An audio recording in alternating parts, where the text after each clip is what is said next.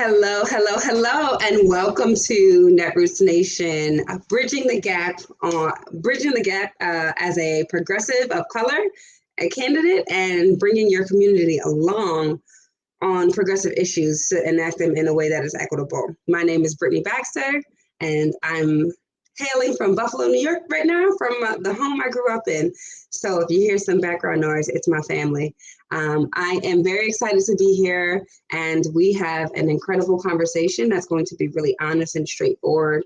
And we're going to talk about some of the shortcomings in the progressive movement when it comes to the work that we try to do as progressives and how we encounter cultural disconnects that are never really addressed, and that causes trauma and damage to communities that need to be on the front lines of these decisions and get left behind because we don't know how to engage them appropriately. And so this conversation I'm going to be joined by three incredible folks who have longstanding history in the progressive movement.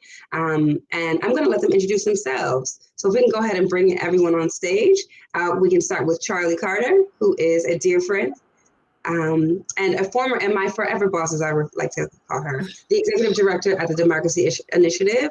And we're going to go ahead and start with you, Charlie. So just introduce yourself, tell your story, and just talk a little bit about how you've shown up in the progressive movement and met some of these challenges. And then we'll go over to Jocelyn Carter and Chris Burnett, and they can tell you who they are as well. Okay. Thank you. Welcome, everyone. My name is Charlie Carter. I'm the executive director of the Democracy Initiative.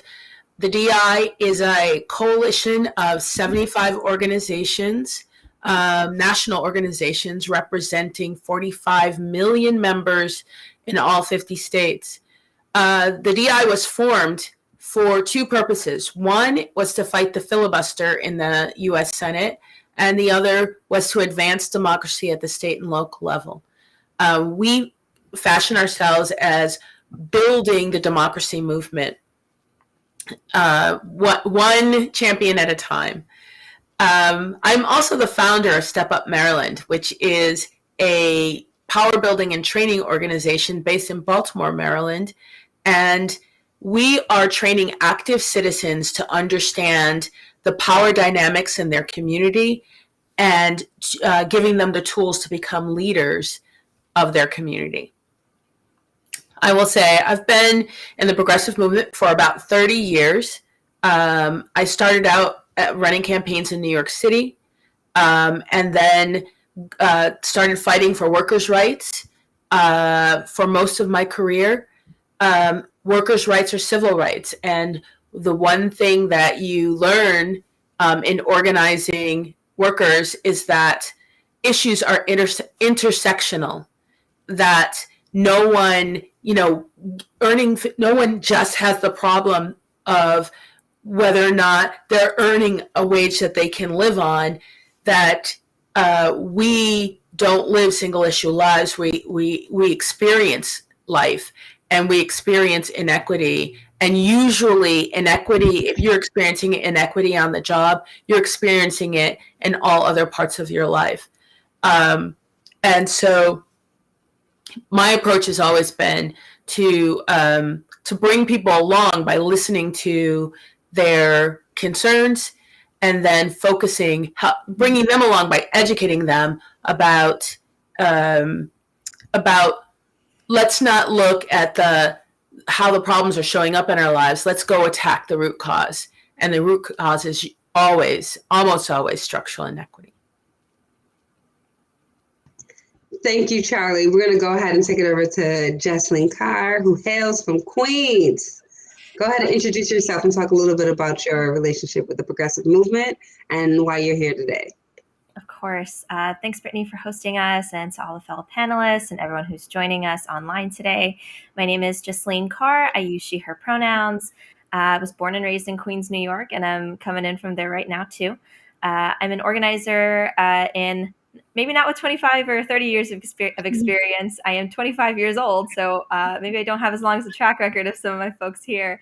But a lot of my work has been in the gender justice and working class electoral movements.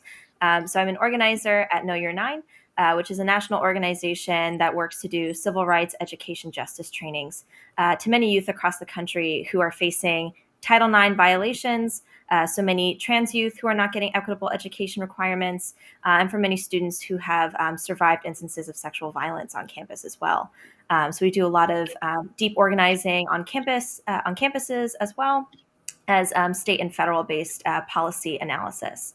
And so most recently, I ran a campaign for New York City Council in Queens in District 23, where we built together a really impeccable multiracial working class coalition, which I'm sure we'll get into more in our discussion later.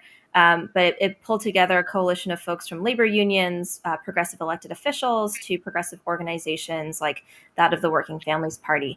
And so as a member of the Democratic Socialists of America as well, that was something that was really key to me and why I organized the way that I do, coming from a legacy of, disenfranchised peoples in Punjab, India. If folks are familiar with the farmers' protests, it's one of the largest worker uprisings in the entire world right now, and it's been going on for over a year. We just celebrated the 1-year anniversary.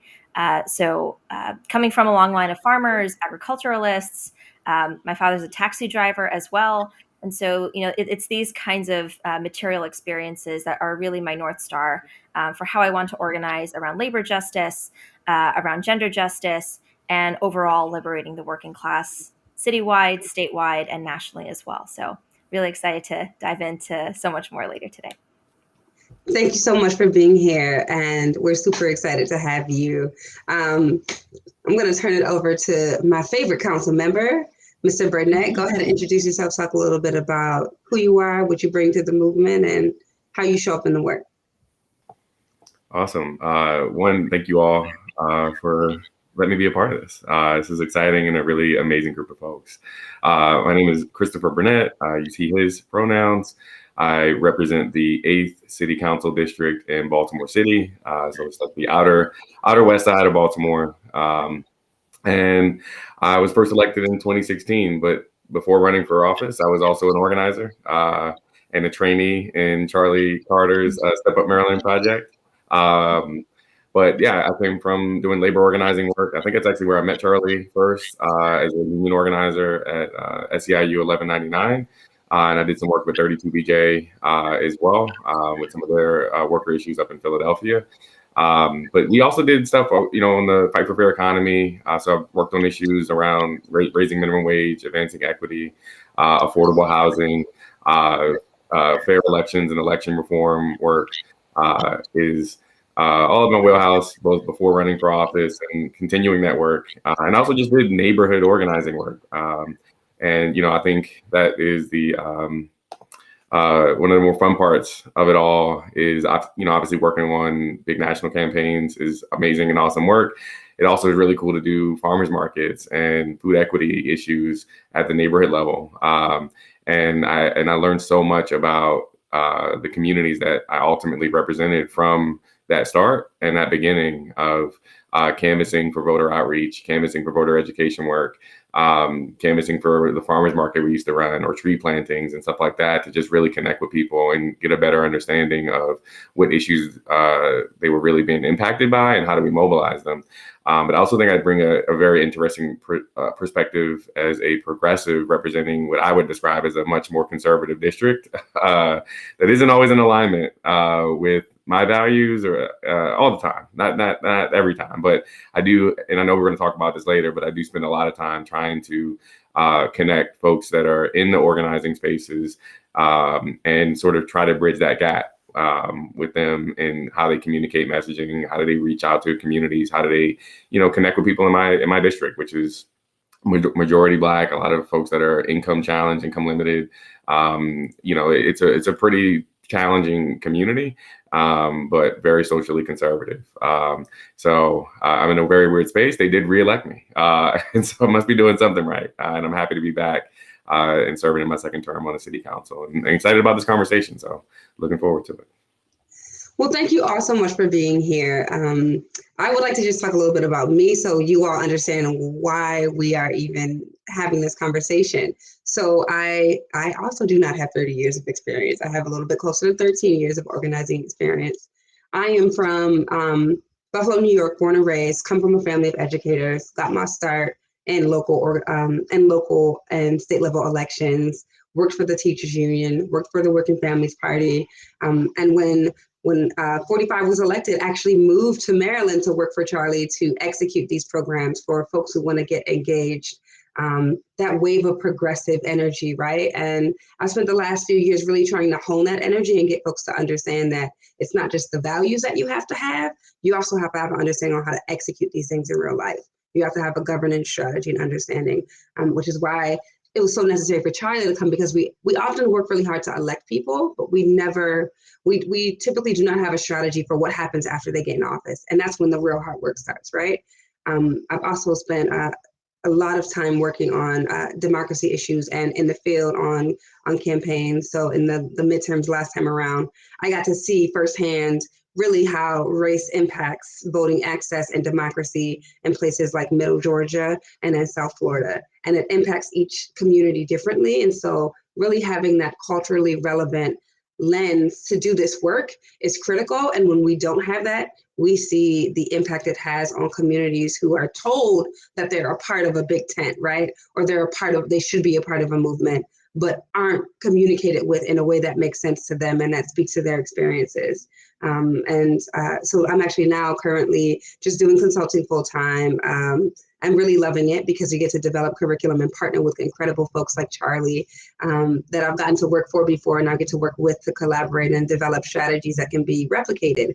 And it really is just an honor and a pleasure as a Netroots board member to be here and to get to have opportunities to bring folks together to convene and have these difficult and uncomfortable conversations that are incredibly necessary. So let's go ahead and dive in, because now we are family.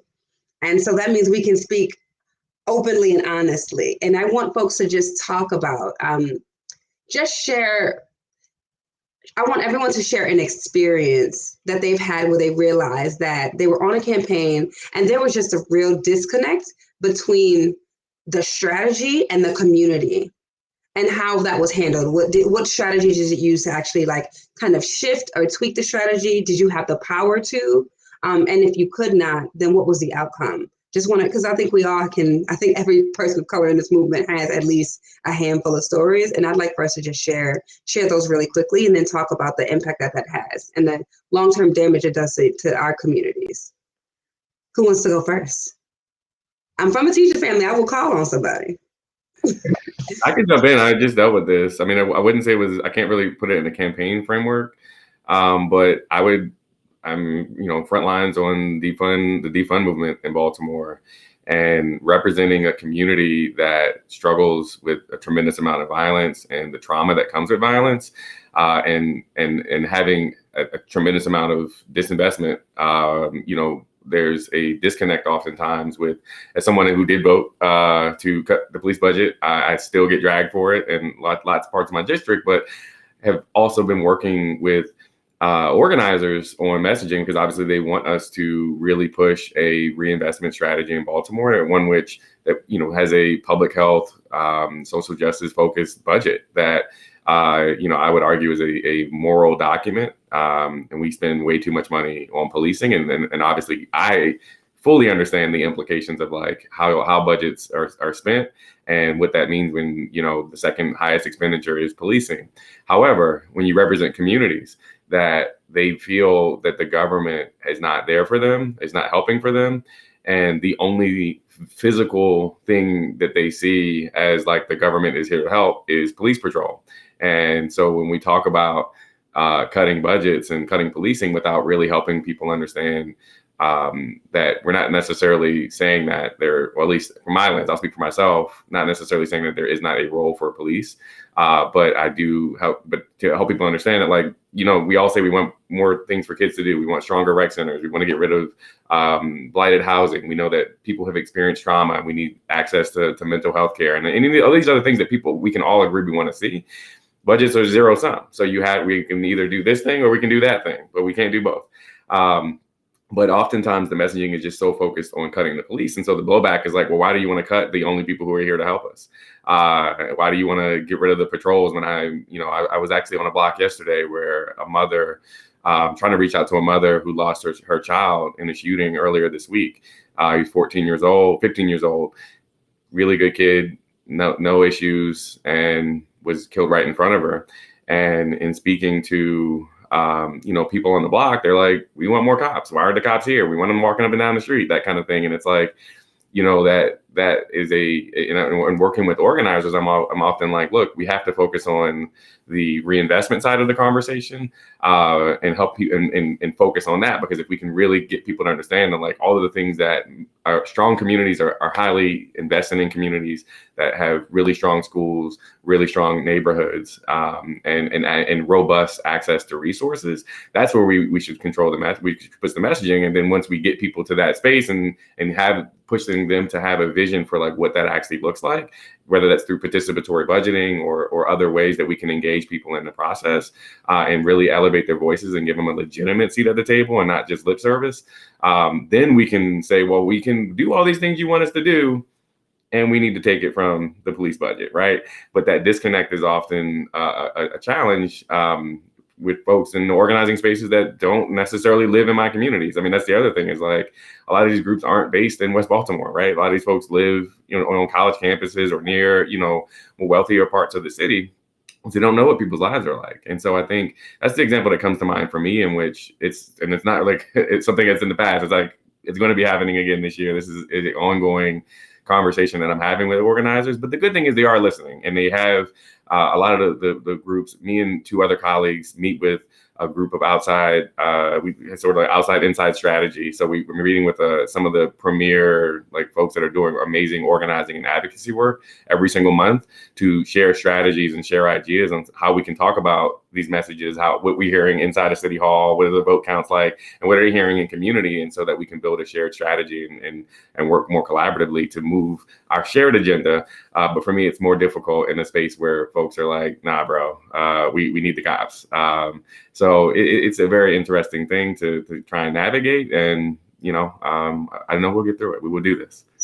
Thank you so much, Chris. And it's so funny because Charlie and I are laughing because that is absolutely part of the curriculum. That inside-outside strategy and understanding how to move folks is a part of the curriculum at Step Up Maryland. And it's just I'm Maryland, so I love it, and I love it. And I think that Defund is a really good example, because I think it's.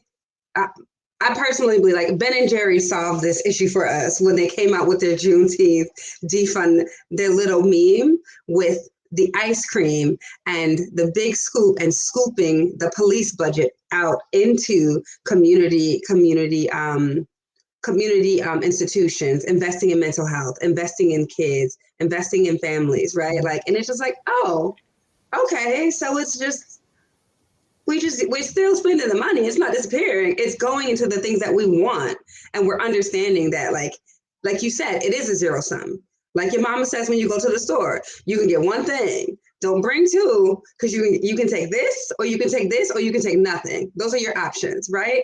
And that, I think that absolutely, that strategy of shifting the timeline and focusing on the reinvestment instead of leading with defund the police, because we know how they enact harm in our community. But for folks who have experienced disinvestment for decades, like places like where I'm from, Buffalo, like Baltimore, all right, like DC, like most of the South, right, where the majority of Black and Brown people live, it is you do have to kind of reframe that, right? And I'm also interested in the generational challenges too, because folks Jocelyn's age and my age are yeah, take that money from them folks. Take it from them, please.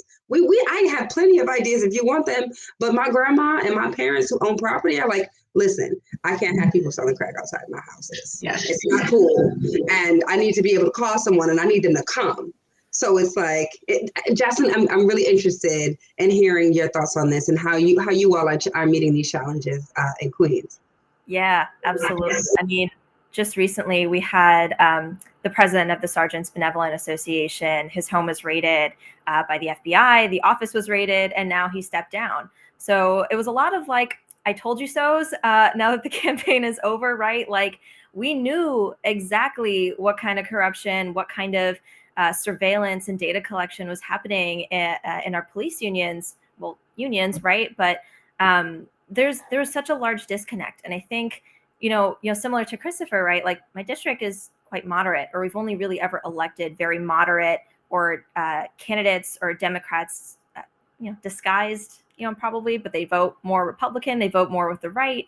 And so I think being progressives in these areas or leftists, sometimes people think of that as a burden, but I see it more as a political necessity, right? To shift the tide, shift those Overton windows to get people on board. And it takes time, right? And so I think a lot of folks, even on Defund, have this assumption that Black and Brown communities will naturally gravitate towards these ideas. But you need to work just as hard in our communities to get people on board too. And I think that's something that people don't want to invest in. And it was a lot of difficult conversations we had to have with a lot of members. There are some neighborhoods in my district where there were retired police officers, retired firefighters, people who feel like this was the only way to keep their community safe.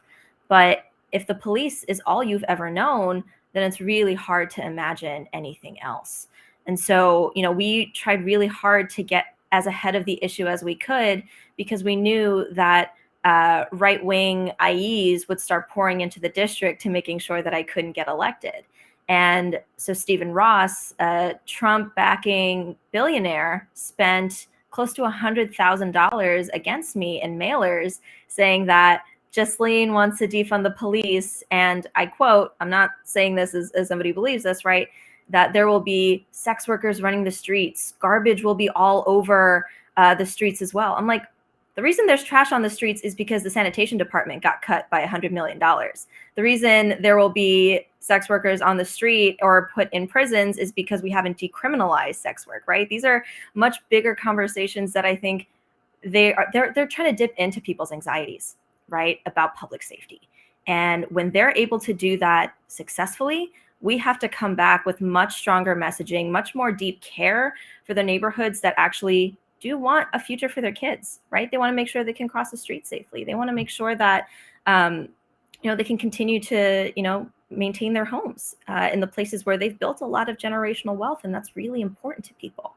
And so, that's why I think electoral work is such a great foundation for a lot of first-time organizers too, because you actually go door to door to door talking to your neighbors about things that they're probably getting a lot of bad media about it to begin with. So, we put out op-eds in the local newspapers. We organize with local community members talking about what actual public safety looks like, right? In New York City, we have like the largest, most militant police budget and police force in the entire country. $11 billion in an operating budget is sometimes more than entire states or entire small countries elsewhere. And so when you talk to people about budgets as moral documents, as ways for us to actually fund racially just public schools, as ways for us to build truly affordable housing, then you start seeing the gears shift in real time. And those deep investments of like, I care about your future, and I do, right? I'm not coming at your door trying to change your mind. I'm trying to show you how policies and budgets can actually change the material conditions of your life. And I think that was really successful because people thought, I got like 45 to 46% of the vote out here in a place where people didn't think a socialist defund candidate could even make any semblance of an inroad. But I think what's going to come after that is maintaining those relationships for sure, and making sure that, those anxieties around public safety aren't reactivated and we don't descend further into even heightened surveillance. And I say that as somebody who's even more concerned, especially as a South Asian American, where my communities were policed and surveilled. There were orchestrated NYPD programs that spied on our communities. And that kind of deep solidarity between Black and Brown communities, I think, will get us further on a lot of these important progressive agendas. I'm actually really glad you brought that up, because I do want to talk about building coalitions across communities of color too, because while those of us in the movement understand these things, they're also like, what's the proper word? We have traumatized each other too, right? And the way that we show up in our communities with and interact with each other, those are things when we're talking to people who just have everyday experiences that are not necessarily positive. And we're talking to them about aligning with people they don't necessarily feel have their best interests in mind. What does that kind of work look like? Because I think that's also part of the work that should not be led by white progressives. I think they need to stay out of it as much as possible. It needs to be led by us. It needs to be funded by white folks. I just want to let that sit with y'all. That work needs to be funded by you, and that's the extent of your involvement. But that kind of like that deep canvassing work, right? Like it has worked to be incredibly effective. When you get to bring people together, it literally is building community, and that's what we naturally do as people of color. Like culturally, our communities are about engaging and building with each other and sharing power and collective power. And I think that I would really love to hear from you all about like instances where you've done that kind of work, where you've had to build across communities of color and there were tensions that were being addressed that prevented you from actually advancing the work. How did you address those things? How did you get folks to at least be in the same book, if not on the same page? Because that is a deeper kind of work that has to happen, because looking at white supremacy and the way that it manifests and we become tools of it is a much harder conversation with Black and brown people when there are no white people in the room. And we're talking about these systems and these forms of power that have been used to not just wield against us, but to intentionally divide us and to ensure that we do the work so that they don't have to. I'd love to like jump into this part of the conversation. And then Charlie, you haven't said anything in a while. I know you have some nuggets of wisdom for us. I'll defer to the candidates on the issue that you just raised about talking across Black and brown communities. If you guys want to jump in before I say anything. No, you got it, Charlie. Yeah, I'll come back. I'm happy to.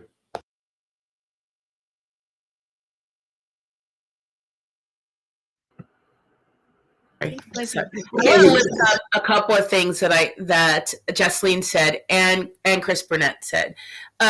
When I heard the title of this session, like I immediately thought about Chris's community and the challenges he faced. Mostly because one of my first organizing campaigns here in Baltimore was that I had to knock doors in Edmonton Village.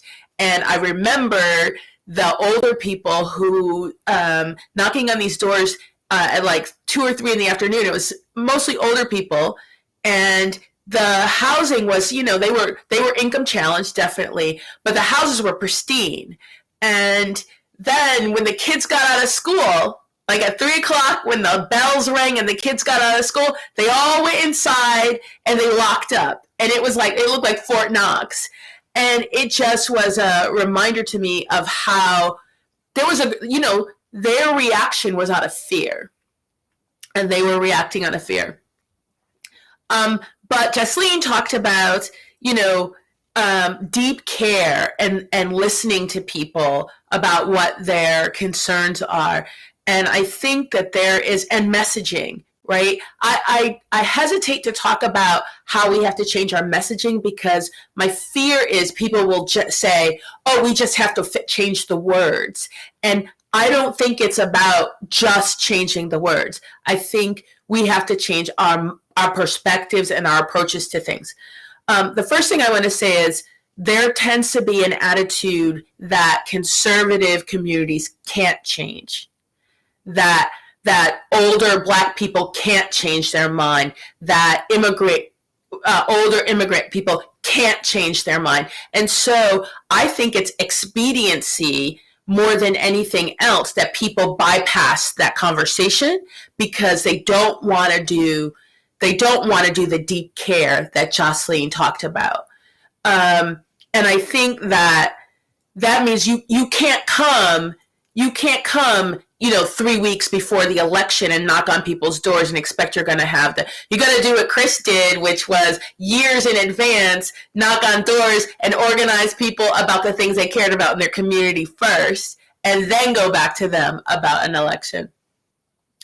The other thing is that we, as a progressive community, tend not to engage people in the conversation about the problem.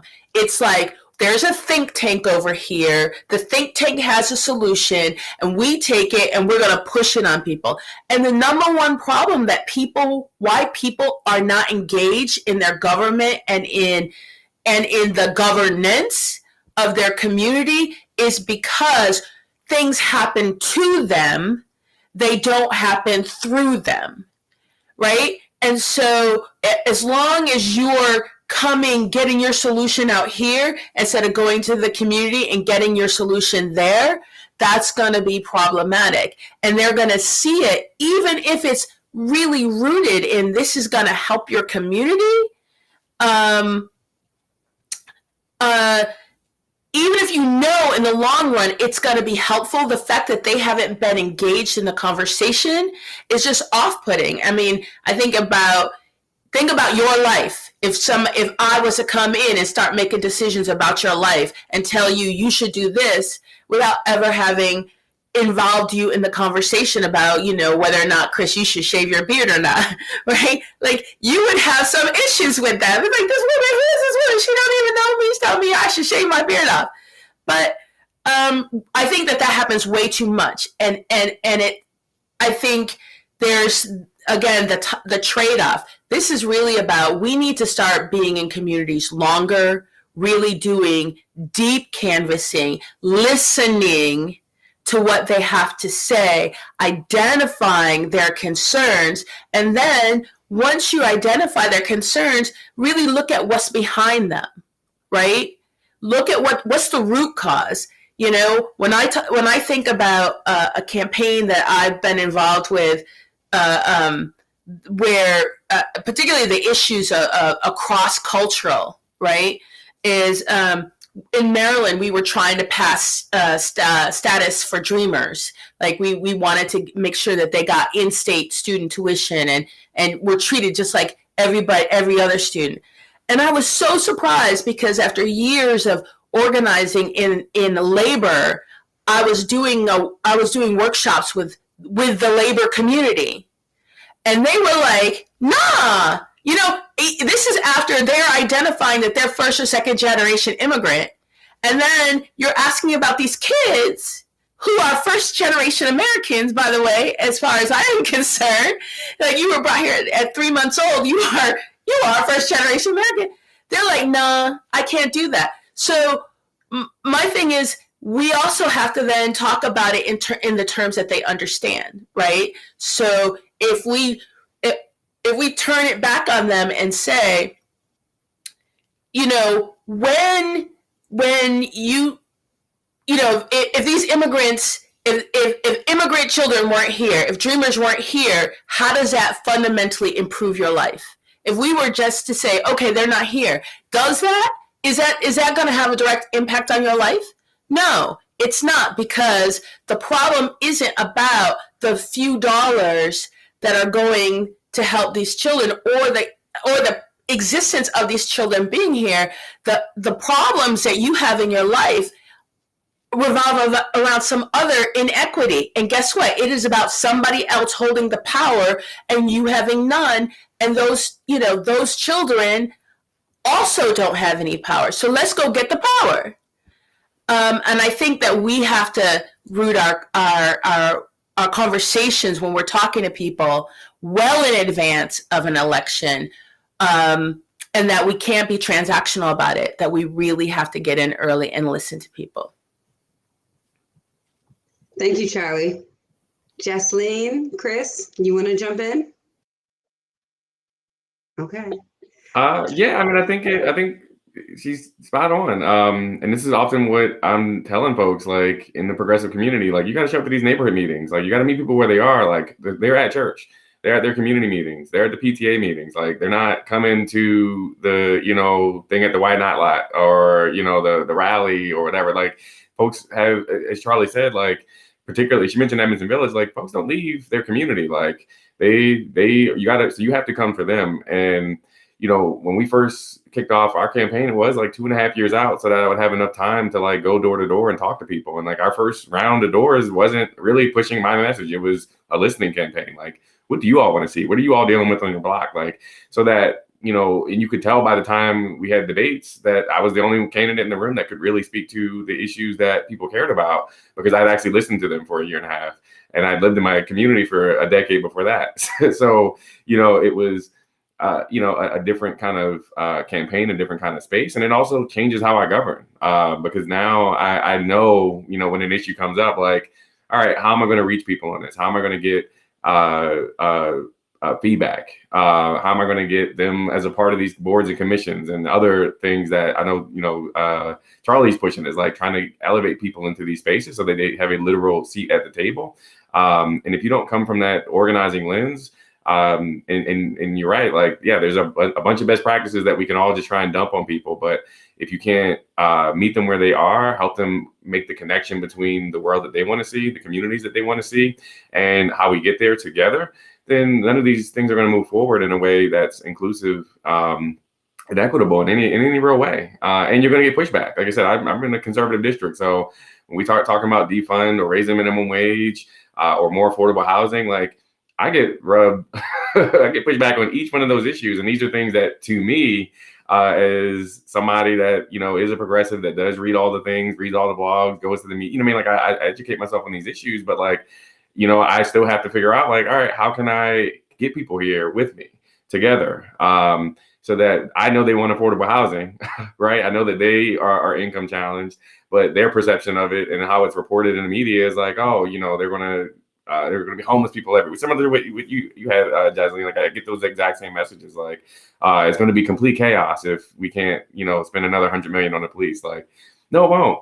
If we spend another $100 million on schools, then, that disconnect, those kids that are walking home at 3:00 aren't walking home because they have a robust after school program with STEM in it, right? Like, they have things to do after school. So they're not, in Miss Odessa's backyard, knocking over her trash can because they have something better to do, right? But if we continue to disinvest in these communities and not bring them along in these fights, like, we kind of get the same thing we've already had. And so I try to bring that organizing lens as a elected official every day, because it's the only way we're going to move these issues forward, is with communities. Yeah, no, I mean, that's right. So I love the conversation so far, but I want to turn up the heat on this because I don't think enough people are upset. I want to talk about white supremacy and the progressive movement and how it shows up, because I personally have experienced many white folks who have no business being in this movement. They just need to go on to the Republican Party with their cousins, stay there and leave us alone, right? And I think that I want to talk about the different ways that it shows up, right? When it shows up, because the ways that I've seen it show up most often, and the ways that I think are most harmful, is when progressives like to use language and to move from a place where they intellectualize people's lived experiences as if that has some more value than actually having those lived experiences. And also this like paternalistic way that we develop strategy, that we execute this strategy, that we put Black and brown people to be the faces of these strategies, so that when it goes bad, we have to deal with the blowback, right? Like I'm not going to share that story, but I can think of many times that has happened. And I mean, I want to have the hard conversation about what it takes. What do we need to do to remove people from this movement who don't understand that, who for whom ego is too much? Because I honestly believe that where we are, with the dysfunction that we're seeing at the federal level and government after the hundreds of thousands of people who moved mountains in 2020 during a pandemic, to be clear about what we wanted to execute as far as policy at the federal level, at the state level, and at the local level, and seeing even like as the Democratic Party can't figure it out and move these things along and affect the change that needs to happen. What is it? What is our role? Because next year is going to be critical, and it's going to determine whether or not Black and brown people have any power for the next generation in this country. And that's a very real thing. And I think that means that we need to up our standards on the white folks that we allow to come in the rooms with us. And I want to have that conversation, because we have to set these boundaries and these expectations, and we have to figure out how we move this work forward, because it's not going to happen without moving some folks out of the way that think they're in the right place. But when you try to tell them that they took a wrong turn, they don't understand that Google Maps is a thing, and all they have to do is actually like do a little bit of organizing and understand what that is, so they can not use what I think is like, I know that I'm rambling, but I'm going to say this. I think that when it comes to white progressives, they feel that all they need is a checklist of things they need to do when they come into our communities, as opposed to a mindset of understanding, right? They need to step out of this idea that they are the mainstream and that the way that they live and the way that they interact with people is the way that we all do, and understand that sometimes you just don't know what you're doing and talking about, and it's important to identify people who can guide you and be comfortable with that. And I think that's a real challenge in our movement. But I would love to hear from other folks about like the challenges that you face, particularly around this, and what suggestions you have for how we move this work forward in a real way, right? And tease out the real allies from the fake, because that's a very real part of like this. The internal sabotage in this movement is a very real thing. So, I mean, who wants to? Jocelyn, you look like you want to go. Yeah. I mean, I think that, you know, like what you were saying, Brittany, right? That Democrats just can't figure it out. I don't think there's that much mystery, right? In activating voters. I don't think there's really that much mystery in getting people around. We have a lot of the tools at our disposal. It's just a matter of bringing people into the work and organizing with them, which I see Mira Weinstein's in the chat talking about that too, right? And so, you know, I think that the smarter that our progressive left movement gets, the smarter the Democratic establishment gets as well, right? I mean, the election of Alexandria Ocasio-Cortez was groundbreaking. But we're probably not going to have something like that for a long time unless we get really disciplined about our organizing and get really dedicated to the work that we're doing, because they're going to know how to spend money against you. They're going to know how to pull out the rugs from under you. That's what we saw happen with Nina Turner as well. And she should absolutely have that seat right now too. But if we can't get organized and hold people accountable for the ways that white supremacy shows up in our spaces, then we're really only hurting ourselves. And I think locally in New York City, where this has kind of shown up is in the housing justice movement. So the district I was running to represent is majority homeowner, right? So you had a lot of tenant advocacy groups talking about, well, we need to abolish single family rezoning. Why isn't Jocelyn talking about how bad single family rezoning is? I'm like, because I will get picketed out of my community. Like no one is gonna. But also, single family homes should exist. That's where how you build generational wealth. You know what? And that's, continue. You would know that if you knocked some doors and talked to people out here, right? So it's like, I don't want you to make assumptions about what's happening in my community until you spend a good like 3 hours even talking to people about what's important to them. Because what you think in your head is not always what material reality is for people out here. And so, you know, it's been really great to see that progress, because we actually do have like 60 to 70% of home ownership in my district, but a majority of those are Black and brown owned homes, right? And they're really scared about being foreclosed upon, because that means that now their kids won't have that asset to take over. They won't have that home to continue passing on down generations. And that's a very real material fear that I think people are not leaning into. So the housing justice movement has become quite white. And so then when they came here to knock doors, I was like, you got to knock single family homes. Like some of these are very lavish homes. Some people are housing poor, right? They can't pay their mortgage. They're very far behind on property taxes, but that's because of disinvestment. That's because we haven't invested in housing resources for people and to build better avenues towards home ownership, right? And so, you know, I think that there's a lot more work to do, right? I think we've had a few organizers who wanted to be very loud about what our strategy should look like, how we should be engaging voters. But it's never going to happen that way with people just dictating what should and shouldn't be done, because there are so many different intricacies, even within just one block. And so that's why I think it's so important for us to think about even the smallest pieces of government. There's 51 city councilors in New York, but there's also block associations, there's tenant associations, there's community boards, other civic groups, right? So many more people who need to be bought in, but we think they're not winnable. We think they can't be moved, right? To what Charlie was saying, right? That these people just can't be. There's no way they're going to be part of our coalition. But did you try though? Did you try? And so, you know, I think more broadly, our movements for racial justice, our movements against defund, or for defund, even with Palestinian solidarity, there are so many other things that are going to ask much deeper things of us. And there has to be a much bigger reckoning within our movement spaces too, of who is taking up all the space, who is the loudest person in the room, and who is dictating what the strategy looks like. Is your staff reflective of the community that you want to represent? Are the people who are doing and leading the trainings to get people on board, are they doing relational organizing, tapping into their family groups and friend groups, right? There's a lot of things that we can do. We're just not doing it.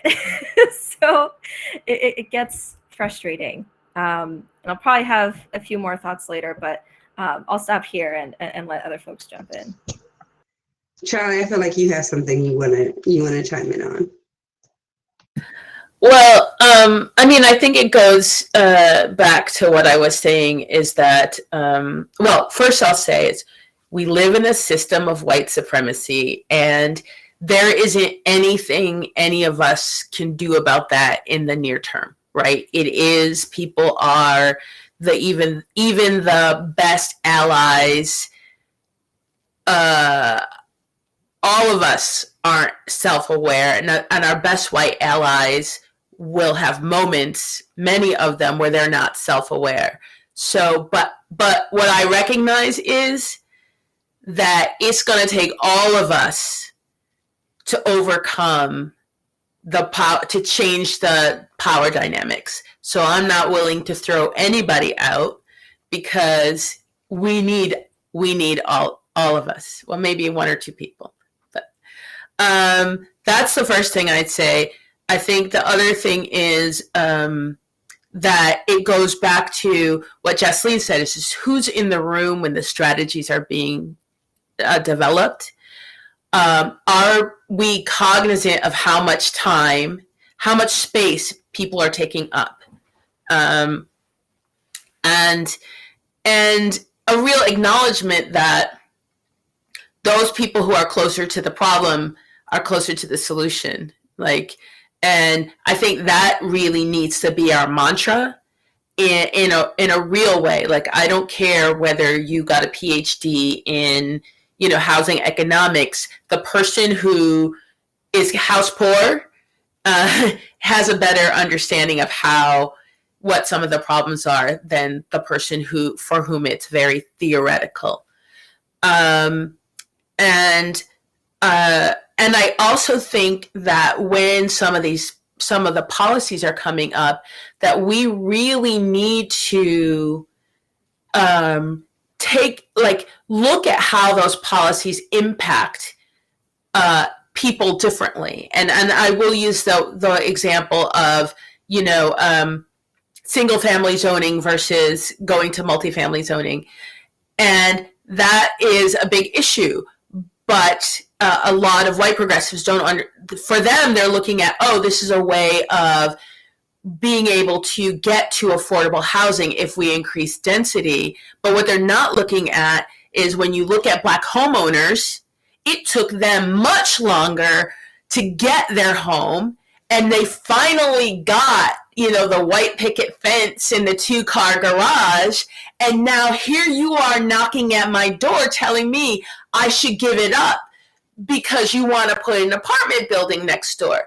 And I think that the only way, when you come at some of these problems from only one perspective, you might be willing to give up this privilege that you had, but other people are just getting to the point, or they've worked really hard to get to a point of privilege, and they may not. You have to recognize that they may not be willing to give it up, because there's injustice there too. The last thing I want to say is about money in politics, and Chris can talk a lot about this. But when we talk about the Democratic Party broadly, and at the DI right now, we're fighting for voting rights, and we're fighting to repeal the filibuster, to get rid of the filibuster so that we can pass voting rights and climate change and work the PRO Act and and the George Floyd Policing Act. Right. Yes, the George Justice and Policing Act. But there's this, Jim Crow filibuster that's been around since the days of Reconstruction, blocking it. And,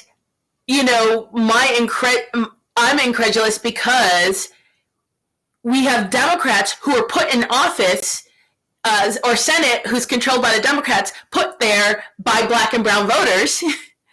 And they're willing to do anything else. But no, they don't want to touch the filibuster. It's not worth touching the filibuster, even though they know that the attacks on voting rights directly impact the people who are responsible for them being there. So, I'm fighting for Joe Biden to walk down Pennsylvania Avenue to the White House to talk about passing the Voting Rights Act, Freedom to Vote Act, the same way he walked down to talk to them about infrastructure, the same way he walked down to talk to them about the debt ceiling, because, the right to vote, the right for everybody to vote is as important an issue for the United States, to me, as the ability for the United States to pay for its debts, right? One thing goes right to the heart of a democracy. The other one goes to the solvency or the cost of money to the country. I want to say our democracy is more important, but the key is that as long as there's money in politics, then you're going to have this. Well, yeah, we're going to have Democrats who are willing to let somebody's needs go unaddressed so that they can address the needs, wants, and desires of the people who are filling their campaign coffers. So I'll stop there. Well, listen, we can talk about that all day, but we're on the same page, Charlie, right? I think that part of how we've talked about this often, right? Like part of how we actually move is connecting democracy, this really critical issue that Black and brown people have, since this country has existed, since it's been born, its infancy, right?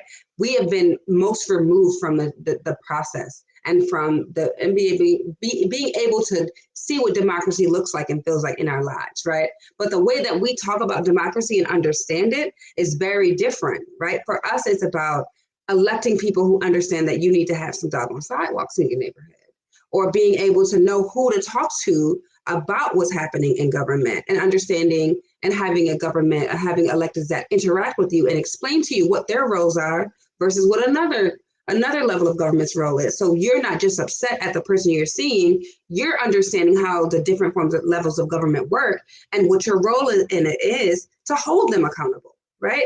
And for us, if we are not talking about these things, again, from a culturally relevant way, we are not moving people who have long received the message that this democracy is not for all of us. And it has not been built. It has been built by all of us and we have defended it, but we don't get to reap the benefits of what this democracy, what the ideals of democracy look like in this country.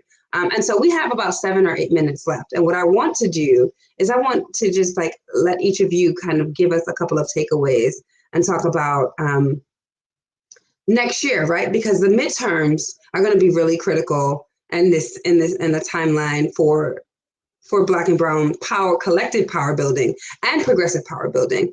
And it's going to be an uphill battle because I think that we've not figured out as a movement how to really prioritize and understand who needs the most lead time on getting engaged with these issues, especially after watching for the last year and a half, the Democrats that we fought to elect and to shift the power to not actually execute what we put them in office to do, right? And so what does that look like for us? And how are you all going to be spending the next year?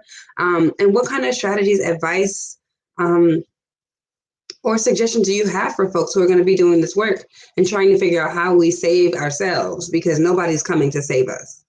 So let's do clockwise. So Charlie, Jocelyn, and then Chris. And then we'll do a last wrap up word on where you are, how folks can either donate to your campaign or get plugged into your organization or reach out to find out how they can support the work that you're doing. Thank you. I think I think we have next year is critical. I'm reluctant to say it's the most important election of our lifetime because I, as a 57-year-old woman, feel like I have heard that for at least 25 elections in my life has been the most important election of my lifetime. And it's sadly always what we say to communities of color to get their turnout. And I think we have a challenge ahead of us, not only because of the redistricting that's going on now, that's actively packing and cracking Black and brown and young voters, that not just the voter suppression laws that have already passed in key states, but voters around the country are looking at how our leaders are behaving, particularly our president, are behaving. Young people are saying, see, I told you you should have voted for Bernie. And Black and brown folks are saying, well, we always had this question mark about Joe Biden, but we overlooked it.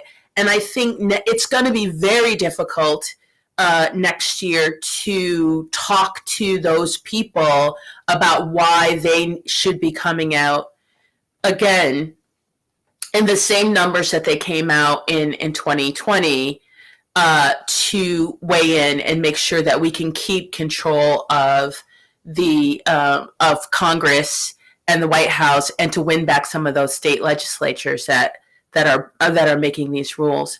I think that's a very uphill battle.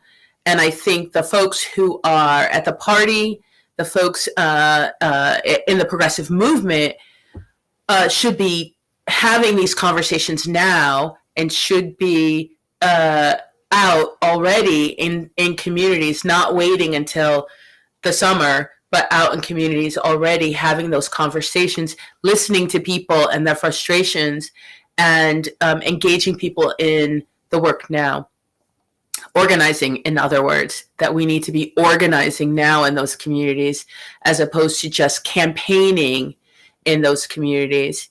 And I think for the folks who are, with power, that now is the time for them to do some serious self-reflection, right? About what it means if folks, we've been so focused on or there has been such a focus on whether people vote left or right. Are they voting Dem or Republican? What they really should be worried about is whether people vote up or down. Like, do people go out to vote or just sit it out? I think that those conversations need to happen. Spot on, right? I mean, I think it's become very clear that people will not just vote on identity, right? You have to mobilize the multiracial working class. And I think we have a lot of work to do in getting people to understand the redistricting process, and people making sure those census funds that we all filled out back in 2020 are going in the right places. And we also passed the Excluded Worker Fund in New York State. So we're going to be doing a lot of work to making sure people get their money. I think we've had a lot in terms of mobilizing the working class. I think we're seeing such a groundswell of a revival of the labor movement here in the United States, where the IATSE is authorizing a strike. Nurses in Buffalo are on strike. Like, there are so many incredible ways to tap into working people who, we might think we'll always just go behind the incumbent, right? But need a champion who's actually going to be there. And so I think for the people that we want to elect, we need to make sure that when they win, they don't disappear. And if they lose, they don't get so bitter and disenfranchised that they're not going to come back to these communities, which is why I think we really need to make sure we have champions going into state legislatures, city councils, these very local level places of government where we need a lot of stakeholders, and to get out a lot of people who are bought out by the real estate lobby, by really awful money that's being poured into these campaigns. That's a lot of work. I think that overall, we really need to make sure that we're transferring skills. That's something that I think we did really well on my campaign, where we talked about who's taking up space in rooms, who is, leading a lot of the work. If you're not able to train other people to do that work with you, we're going to have a lot of knowledge held in a singular space that won't be transferred anywhere else. So make sure that we're training people up to lead canvases, to lead trainings, to understand policy, all of these like very these like minutia of organizing that I think people don't know. How do you do action network? How do you build a list, right? How do you text bank? Like these little things that I think are so huge to mobilizing people and making people feel like they own a part of something that is going to change their lives. And again, I think I just want to echo what Charlie had said, right? That like our people are not disposable. People are going to mess up, but I think my enemy is not a fellow organizer who messed up and took up too much space. My enemy or my target person is a person who's is like the real estate lobby is trying to price this all out. The kinds of elected leaders who are keeping us in debt in so many different areas. So I'm hopeful though. I want to remind us that we got to maintain a discipline and hope, right? I think it's Mariam Cabo who said that hope is a discipline, but solidarity is a practice. So practicing that every single day is not going to be easy, but we have to for the sake of our movements. All right, Chris, take us home. Man, that's a lot to talk.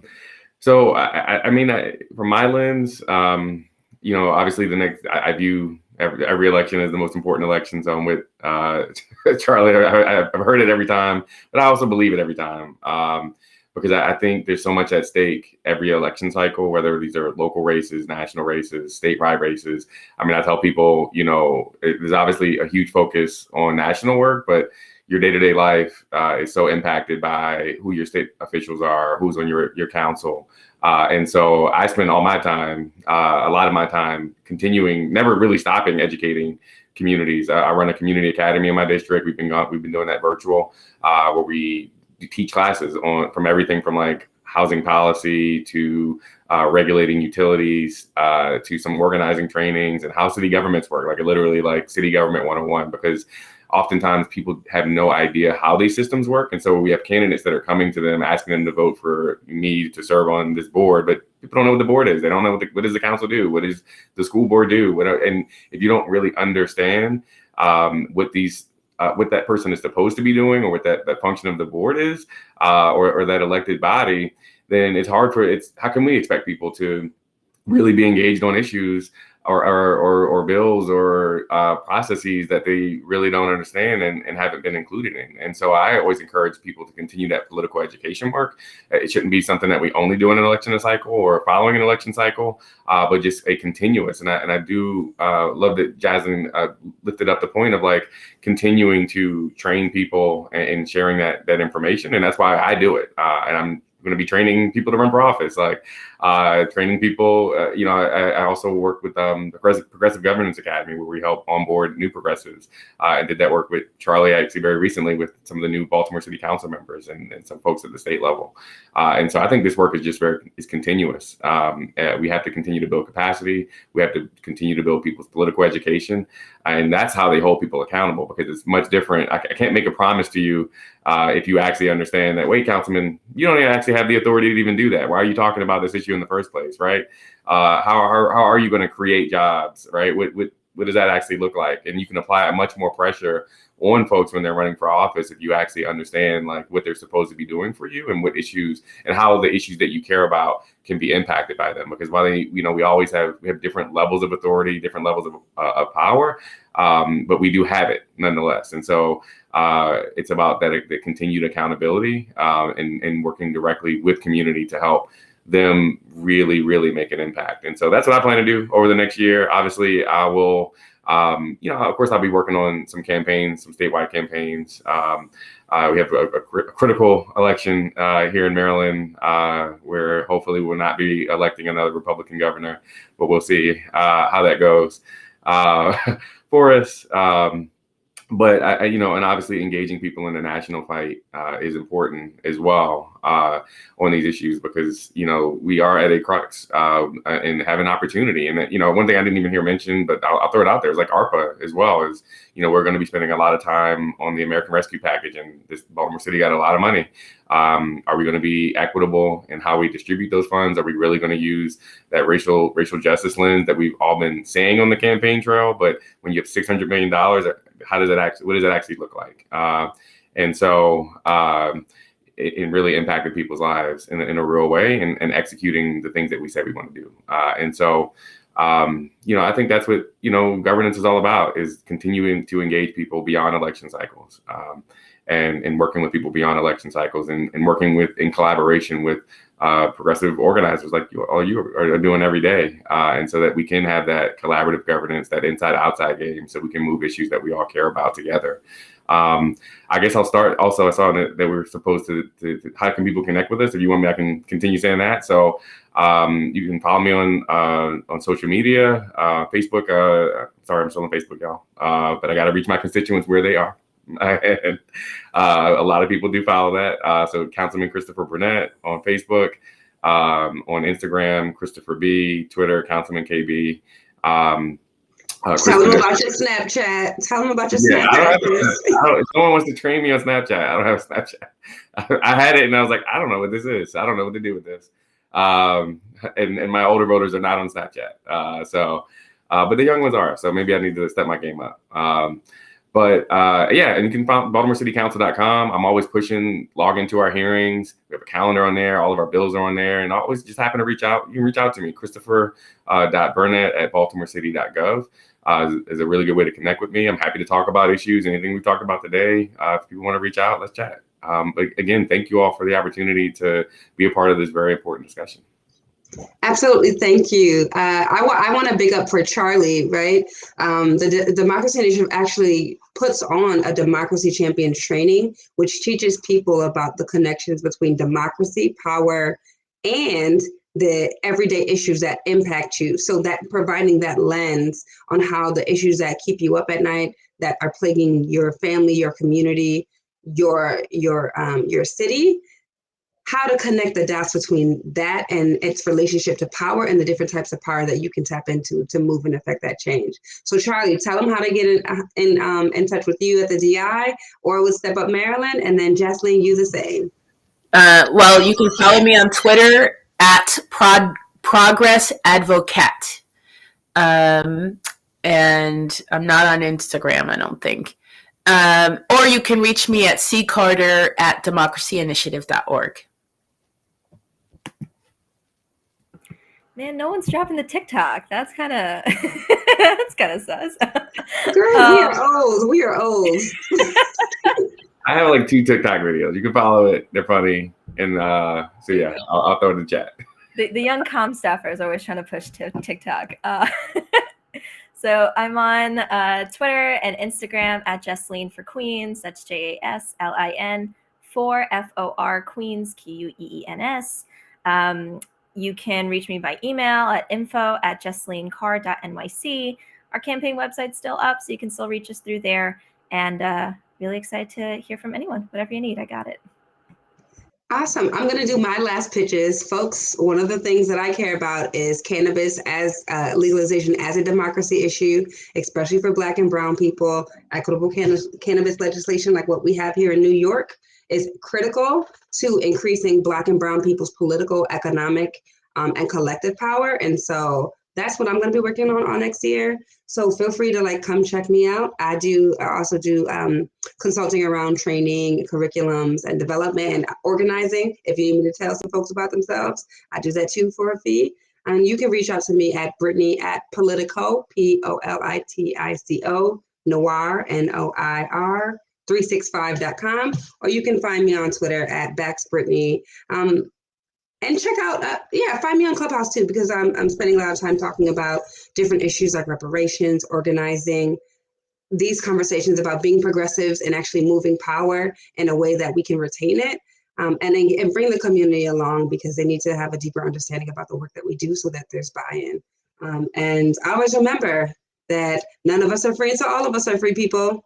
stay Black and brown, and stay down. It is a pleasure. Thank you all for coming to just be part of this conversation. We'd love to keep you engaged. Reach out to us for the various things that we're engaging in. And, enjoy the rest of Netroots, folks.